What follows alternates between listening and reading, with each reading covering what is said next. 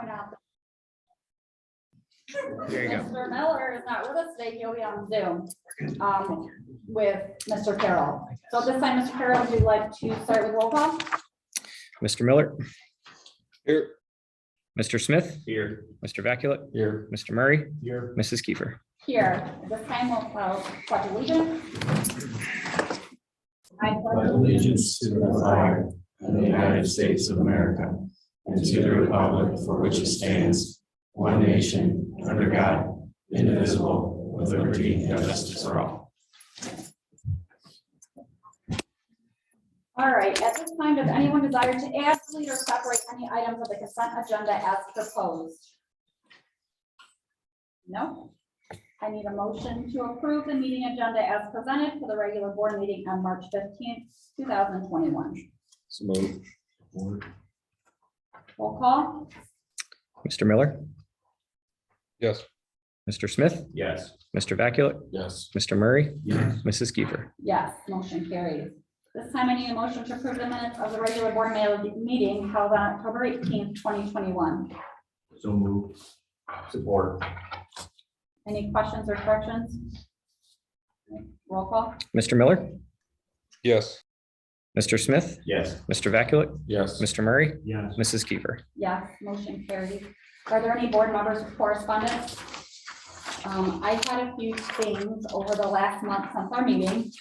I have attended a lot of things. The school's done a lot of things within the last month. And I just want to give some accolades for our students. The achievements they have completed are amazing. I watched the girls soccer tournament game at home.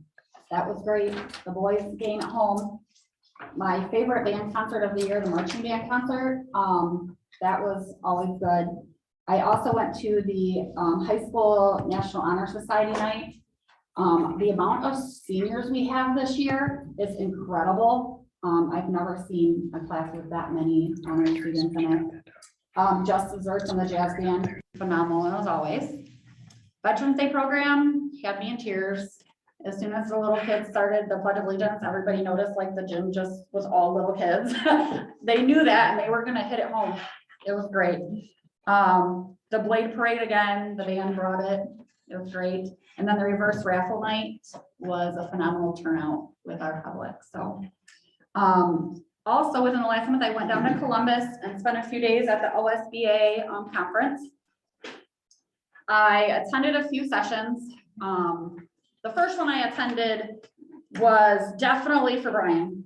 I blanked out halfway through. It was defending your tax base session. They use a lot of the acronyms and all the letters of the alphabet that goes with financing. So luckily Brian was there with me and I didn't take any notes. The second one I went to was drug testing with Great Lakes Biomedical. They also had Ashtabula Tech, so it's like our 4-county, and Allen East there, their superintendents. Some points they sent home is the program is just another reason for students to say no. The program's not for students we know that will never touch a drug. It's not for the kids we know that already have the drugs in hand. It's for what they call the bubble kids. And this is the reason they can say no. They talked about different protocols, how some are draw the line. So they tell you the date that the drug tests are going to be done. Kids have to be clean that day and then they'll do randoms after that. And that parents at these different schools can add their kids to the testing pool. He also has a lot of kids or other schools in the area that test 7th through 8th grade, which is a scary idea. But he said that's the biggest spots that are getting hit with positives right now. We also talked about there is an alcohol test that can detect alcohol up to 80 hours later. Marijuana up to 30 days. So they do have those options. Some schools do, once you have one positive, you are in the pool the rest of the year. So these are all things that he brought to the table with these two superintendents. What Eric and I took out of it, because we were in there together, is we would like to have a community meeting in the spring, since we'd like to roll out any policy we're going to do next year. We would like to set up a community meeting. We're planning for maybe March, and then do our board vote in April. So that's what I got from that one. The second one I did was called a mental health plan. This was with Napoleon. They started their mental health plan right before COVID. The students, they did a survey on mental health through the district. The students said their two things were stress and anxiety. So they started, all of their buildings work together. They have a mental health days. One day is, there's no, you don't go to class, it's all mental health day. There's presenters the first day.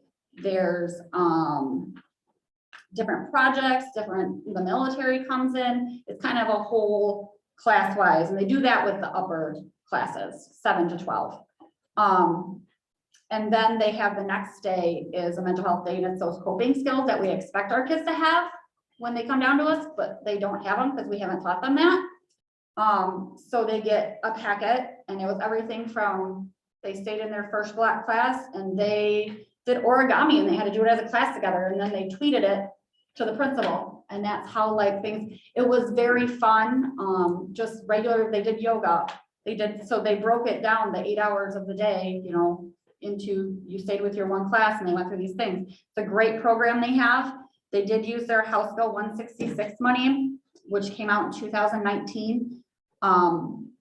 They also have, so that superintendent at that time gave his department the money and said, I need a 5-year plan for the amount of money that I just handed you. How are you gonna make it work? The 6 ladies brought that to him, and they have everything from slumberkins for the elementary kids, therapy dogs.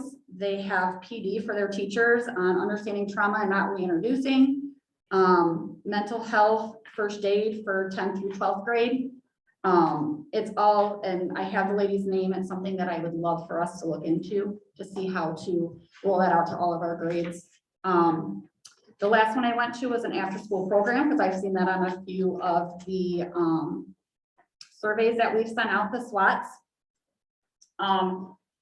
It was more of like a homework club latchkey thing.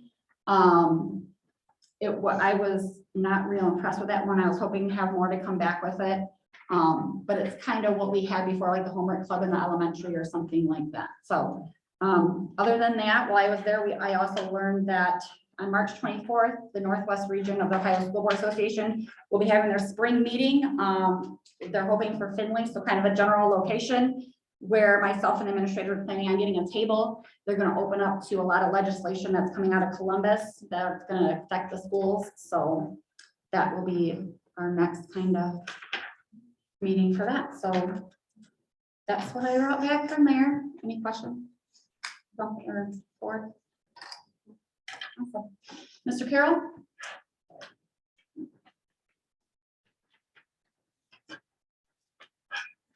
Mr. Smola?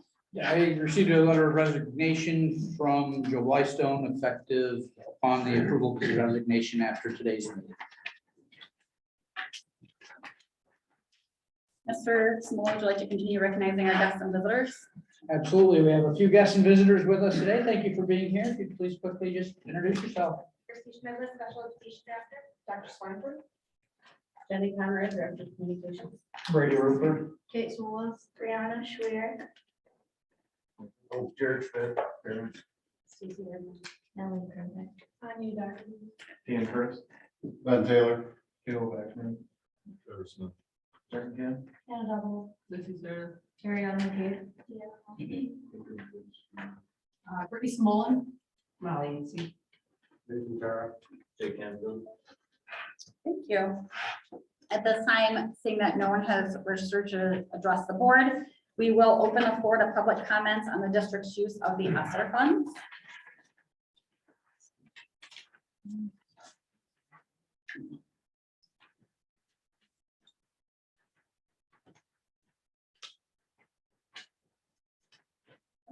All right, this time we will move on to financial reports, Mr. Carroll. So in the packet that you have in front of you, the first page is the cash reconciliation. Followed by our financial summary. This is the amount of money appropriated for every fund that we have. I would take note that you do see a couple of negatives on here. That is only because we have a couple of our bond payments already encumbered. And you'll see our disbursement summary. Those are the checks that we issued during the month.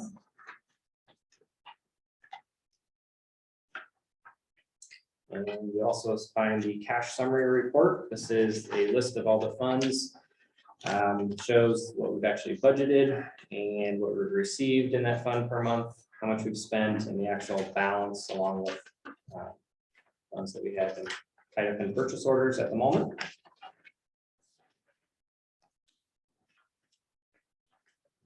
Then we have a couple of graphs here. This is our general fund graph. This compares to where we are in the forecast so far through the year. We are 33% of the way through the year, which aligns pretty well with the expenses that we have so far. As far as revenue, things are looking good. You'll see the cash balance there trending perfectly in line with last year. And then on the back, you will see our payrolls that we have twice a month and our benefits.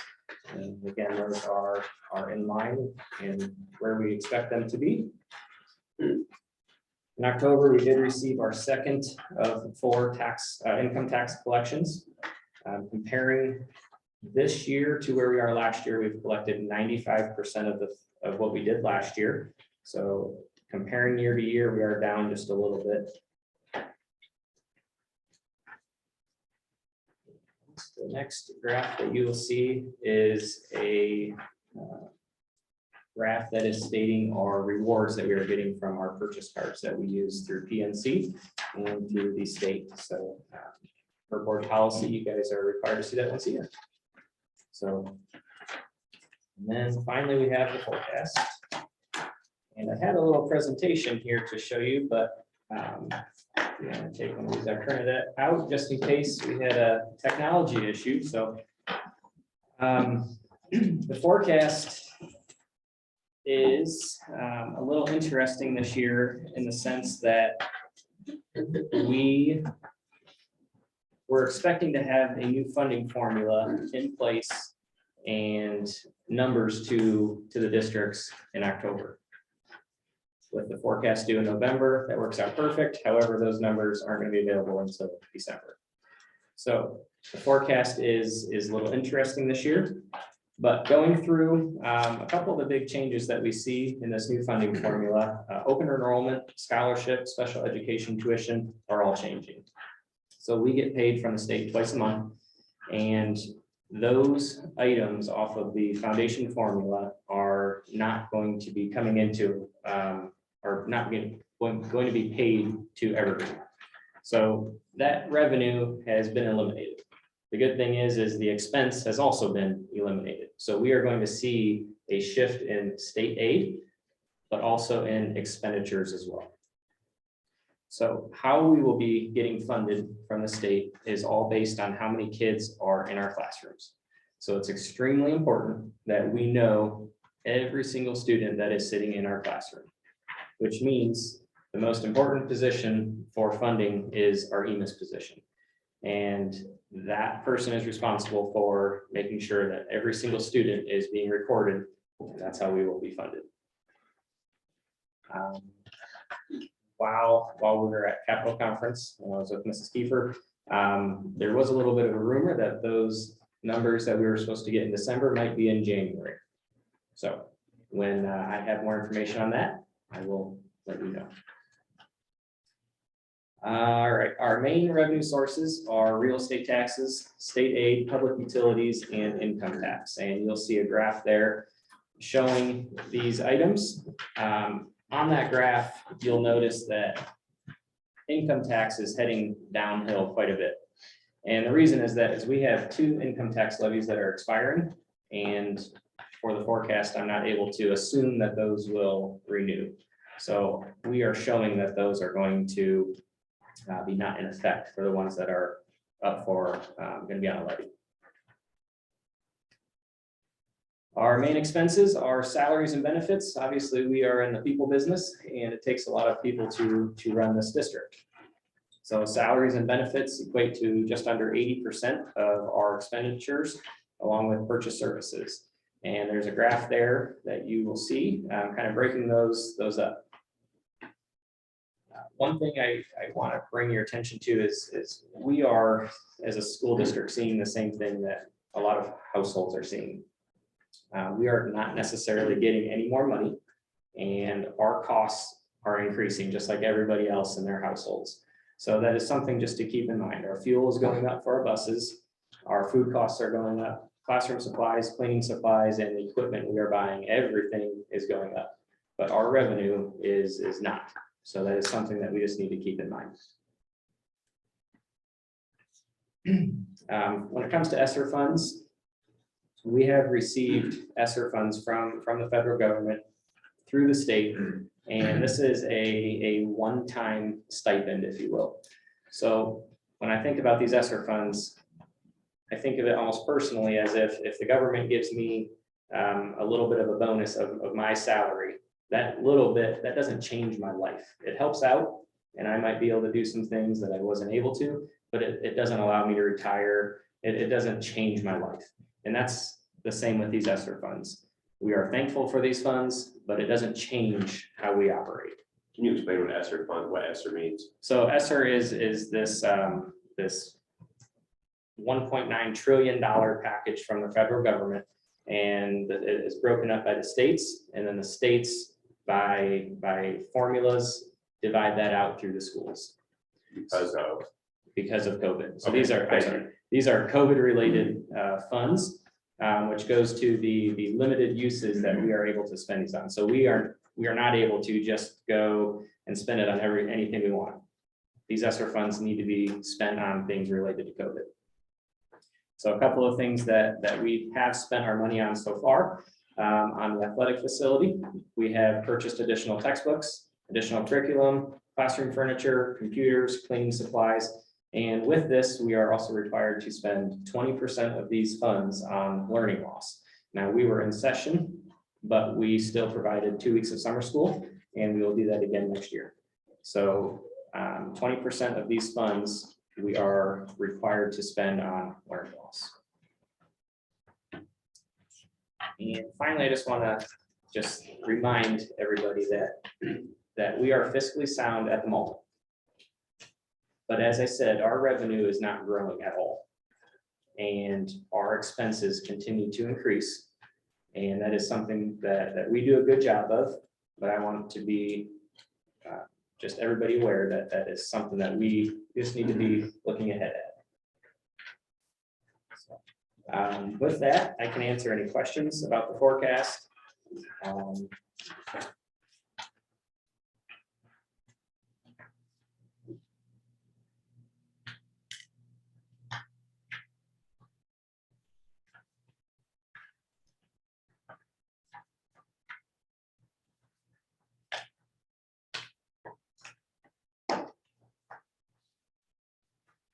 Don't have any questions, I'll continue to go down through the consent agenda here for finances. Next, we did receive a $100 anonymous donation to the Student Assistance Fund. We need to increase appropriations for the 0022 fund and transfer the remaining $3,060 to the athletic fund. We need to increase 516 by $2,423.69, along with 572 expanding opportunities of $1,700.11. We have 3 bond payment or debt payments that we need to make this in December.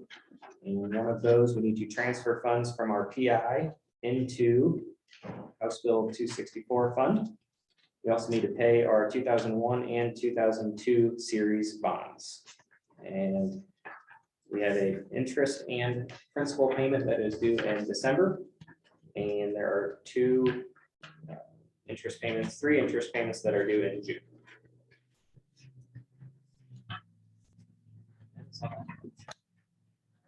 Last part there, we just also need to approve the 5-year forecast that we just went over with Mr. Carroll for it to be submitted to the Ohio Department of Education by November 30th.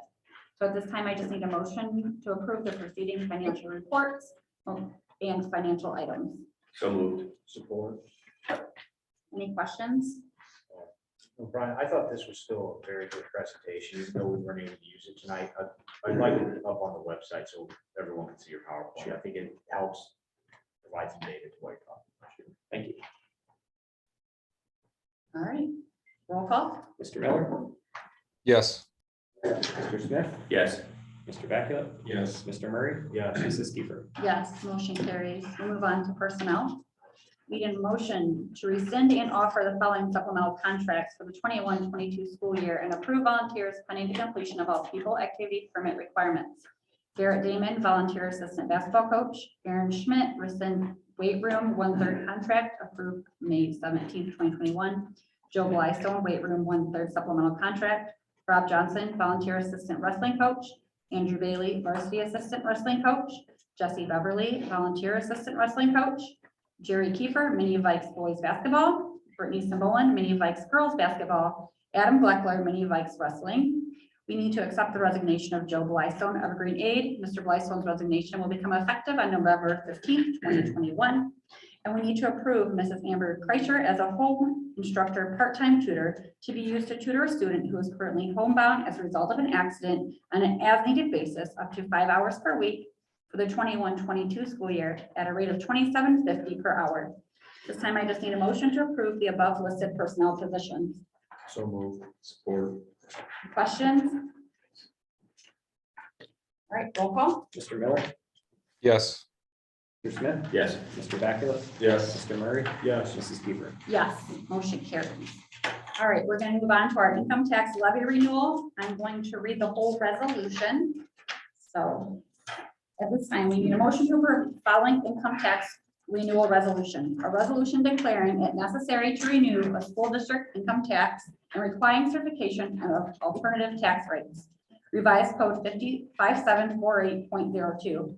Whereas revised code 5748.02 authorizes school districts to impose a voter-approved income tax, and whereas a resolution declaring the necessity to raise additional school district revenue must be adopted and certified to the tax commissioner for the state of Ohio in order to permit the board to consider the renewal of an income tax and to preserve the right to submit the question of levying such a renewal income tax to the electors of the school district at the election to be held May 3rd, 2022. Now therefore it be resolved by the Board of Education of the Evergreen Local School District that Section 1, this board finds, determines, and declares it is necessary to raise annually the additional amount of $545,000 for the purpose of providing for the current expenses of the school district. Section 2, the income that would be subjected to the school district income tax in the income of individuals and estates as defined in divisions E1A and 2 of sections 5748.01 of the revised code, also known as a traditional income tax. Section 3, in accordance with section 5748.02A of the revised code, the board directs the treasurer to request that the state tax commissioner estimate both A, the property tax rate that would have to be imposed by this board in the current year to produce an amount equivalent to the amount specified in section 1 from an additional ad valorem property tax, and B, the income tax rate would have had to have been in effect for the current year to produce an amount equivalent to the amount specified in section 1 for school district income tax. Section 4, the treasurer of the board is authorized and directed to deliver a certified copy of this resolution to the state tax commissioner at the earliest possible time, but not less than 100 days prior to the date of election. Section 5, it is found and determined that all formal action of this Board of Education concerning or relating to the adoption of this resolution was adopted in the open meeting of this board, and all deliberations of the board that resulted in such formal action were adopted in meetings open to the public in compliance with all acceptable requirements of the Ohio Revised Code. So moved. Support. Questions? All right, roll call. Mr. Miller, Yes. Mr. Smith, Yes. Mr. Vaculip, Yes. Mr. Murray, Yes. Mrs. Kiefer. Yes, motion carries. This time we need a motion to approve a 60-month lease agreement with Perry Protect to provide copier/printing services for the district. This resolution overrides policy 6320 that states agreements shall be in a series of one-year agreements. So move. Support. Questions? How much does a 60-month lease for copying and printing cost? Any idea? You want to take this? The rate didn't go up much, but to lock in the rate for the 60 months, so it was up, what, 200 from the previous year, I believe. Just curious. I have no idea. It also gives us a little more flexibility than we had with swapping out machines. The new way they restructure their agreements is for a longer term. Gotcha. To lock in the rate. And in looking at our board policy, we're not able to go anything longer than 1 year. Any further questions? Roll call? Mr. Miller, Yes. Mr. Smith, Yes. Mr. Beckett, Yes. Mr. Murray, Yes. Mrs. Keeper. Yes, motion carries. We need a motion to rescind the following Evergreen Local School Board's policy revisions approved on October 18th, 2021. Policy 2370.01, blended learning, policy 5336, care of students with diabetes, and policy 5722, school-sponsored publications and productions. So moved. Or Questions or discussion? Roll call? Mr. Miller, Yes. Mr. Smith, yes. Mr. Beckett, Yes. Mr. Murray, Yes. Mrs. Keeper. Yes, motion carries.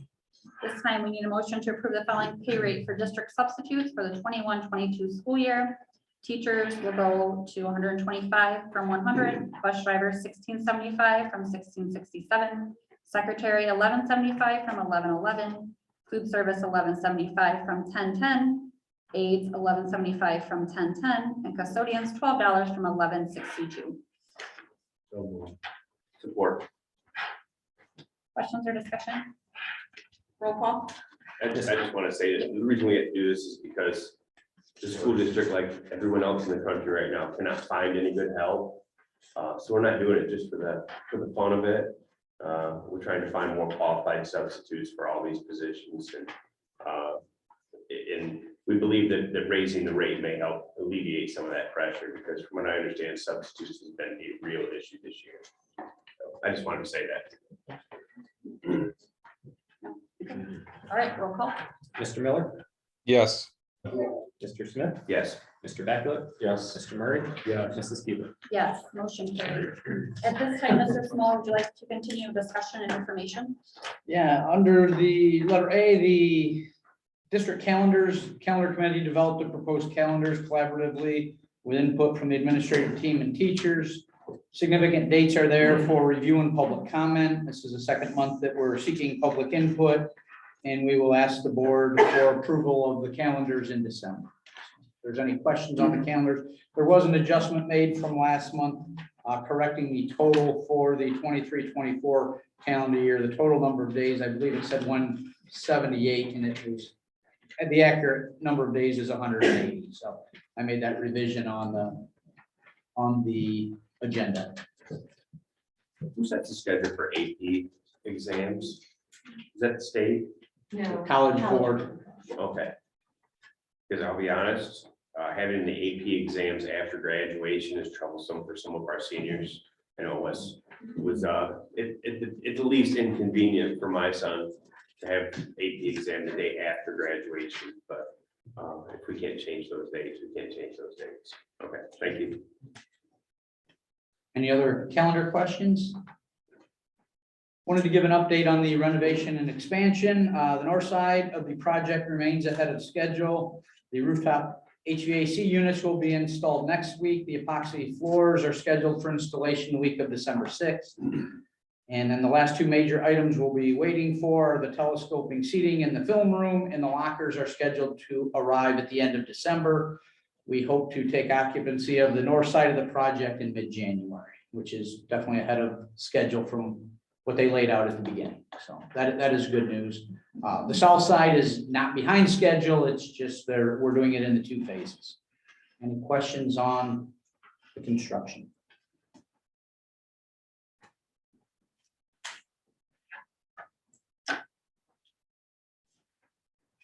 You can go ahead and continue, yeah. You can go ahead and continue with Mrs. Reinhardt. Okay, Mrs. Draheim is unable to be with us tonight. I wanted to point out a few updates that she had on her list. The first grade will have their feast on Monday, November 22nd. This is an annual event where students get to experience the first Thanksgiving. Preschool will have Grandparents' Day on Tuesday, November 23rd. This is a great opportunity for the children to spend time with their grandparents at school. And finally, the elementary choir Christmas concert is scheduled for Tuesday, December 14th. There will be a performance at 1:30 in the afternoon and at 6:30 p.m. in the elementary gym. Visitors are welcome to attend one or both concerts. Great, thank you. Mr. Rupert. All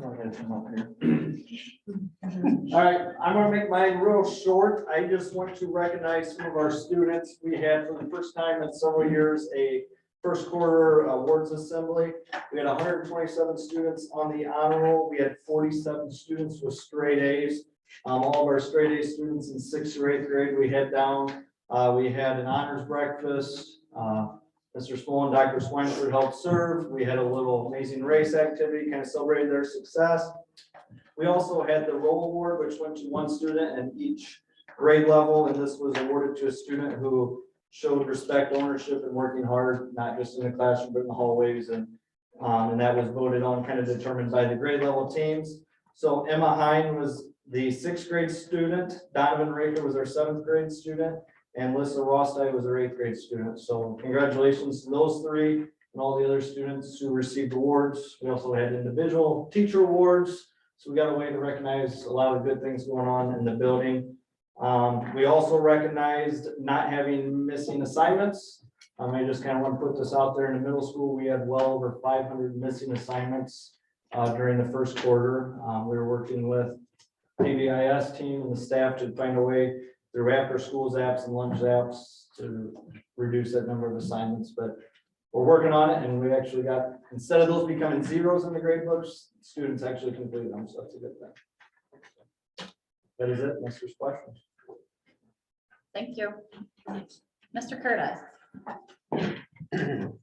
Hello.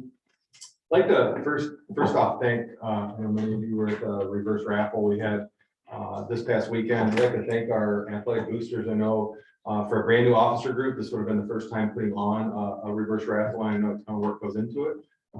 Thank you to the athletic boosters for all of their time and effort. To a couple of them here today already. It was a great time, and I know a very well represented the athletic department. Just to point out to Mr. Stout, because I know he's being the humble gentleman that he is, probably wouldn't share this on his own, but he was the grand prize winner of the reverse raffle and ended up donating $2,000 back to the athletic boosters. So thank you for Mr. Stout for doing that. I know they're very much appreciate that. As Mrs. Kiefer had mentioned, switching gears a little bit back to students, we did here at the beginning of the month have a National Honor Society induction. So we honored 29 of our seniors that were coming back as second-year members of the National Honor Society and welcomed 19 additional junior members, first-year members. So it was a great ceremony and very well represented of our student body. We are gearing up for testing, but testing is going to look a little bit different this year, of course. Shifting away from a block schedule, I know we would be starting to get ready for a pretty big, significant group of testers. Since we are on a traditional 8-period day, this will be the first year in quite some time where we will only be testing students that need to retest for whatever strange reason. Maybe they weren't able to test last year due to COVID or a couple of different reasons. So I know kids would have at this point in time been geared up and nervous maybe about testing a couple of those different things, but that won't be the case this year. We'll have a smaller group of testing here in December. Fort County, I know a representative from Fort County Career Center, Steve Incrock, came to speak to all sophomores about the programs that Fort County Career Center has to offer. We've taken a year or two break. Typically, our 10th graders would travel out to Fort County to have a better understanding of the programs they have to offer. This year, we'll be taking all of our sophomore class back to Fort County on December 3rd. They have a chance to visit up to 3 different programs that have a better idea as to what Fort County Career Center has to offer. So we're going to be taking a trip out there on December 3rd. A shout out to all of the students and staff that participated in Just Desserts. I love going to see any of our music performances, but personally speaking, I know Just Desserts is always my favorite, just because of the fact that it gives us a chance to see all the individual abilities of our students on a smaller scale basis, and it was super impressive. Kyle Feedback has a great voice, but who knew he could play the piano as well? So he had a super impressive performance. A couple of kids that surprised me that I didn't know I knew Owen Cromley has always had an amazing voice, and that didn't surprise me. But Eli Juarez, I believe it was his first formal performance as an individual, and I know he impressed quite a few individuals with that performance as well. So shout out to a couple of those kids and all the other kids that either performed or played in the jazz band. I think they did an amazing job. So that's all I've got. Is there any other questions? Thanks, Mr. Curtis. Thank you. Mrs. Schmidlin.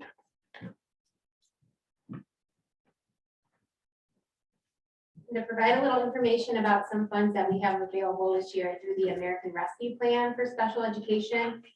We do have some funds available for school age.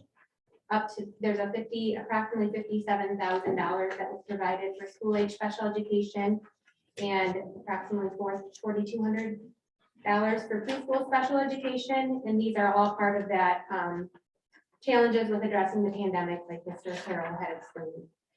Some allowable uses of these funds include instruction, support services, professional development, family and community engagement, safety of students with disabilities, can be used toward equipment or instructional material and supplies.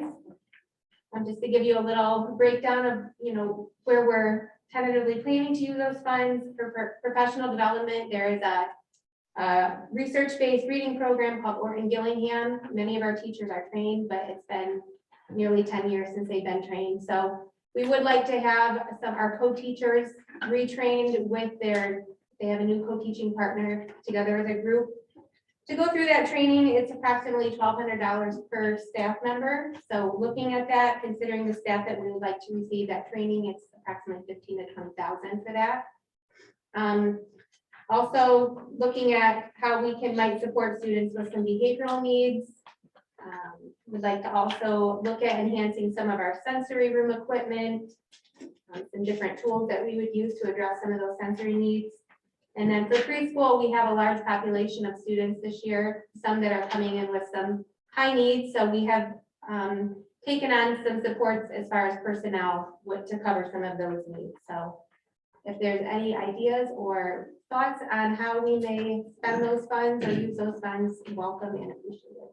Any questions? Thank you, Mrs. Schmidlin. Mr. Samoa. Couple of campus updates. The Viking heads and letters have been installed on the elementary pavilion, thanks to the generosity of MVP. The practice fields have all been sprayed so that they will be ready to go for the spring.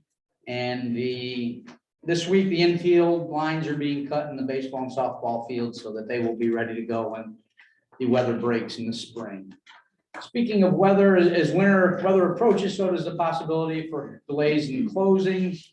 The safety of the students is always the first priority. However, we also have the obligation to have kids on campus for education. So give a little info on what goes into making a decision if there should be a delay or a closing. We look at the road conditions in all parts of the district, the conditions on campus, road conditions in neighboring districts, if say fog is moving in, and then weather updates and forecasts from the local news. Our target time to announce if we're going to delay or close, really as early as we possibly could do it if we know the conditions are bad. 6 o'clock is our target deadline of making the call so that no buses get out on the routes prior. Fog again is the one that is the most unpredictable and the hardest for us to gauge, where it can vary immensely in different parts of the county, as we saw last week. Final update would be our strategic planning. All SWOT analysis have been completed for district employees at all levels. We're finalizing the summary results of those SWOTs and prepping surveys that will go out after Thanksgiving. We'll be surveying faculty and staff, students and parents. So the plan is to get them out probably the first week of December, right after Thanksgiving. Any questions?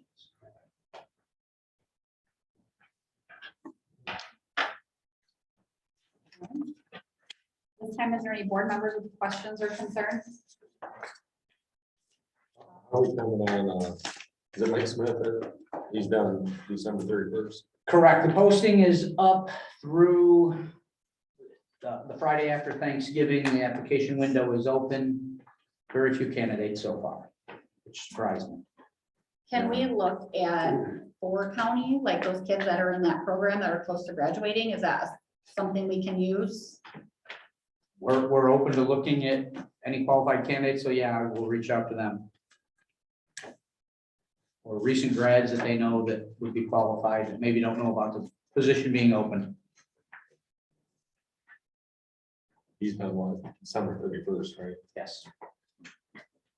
Our plan was to do interviews at the beginning of December and seek approval at the December board meeting on the 20th and have them ready to go. Any further questions or concerns? All right, then we need a motion to adjourn the November 15th, 2021 regular meeting of the Evergreen Local Board of Education. So moved. Support. Roll call. Mr. Miller, Yes. Mr. Smith, Yes. Mr. Vacula, Yes. Mr. Murray. Yes. Mrs. Peter. Yes, motion carries. All those students who have any paperwork for Mr. Blanchard, get them to Mr. Curtis.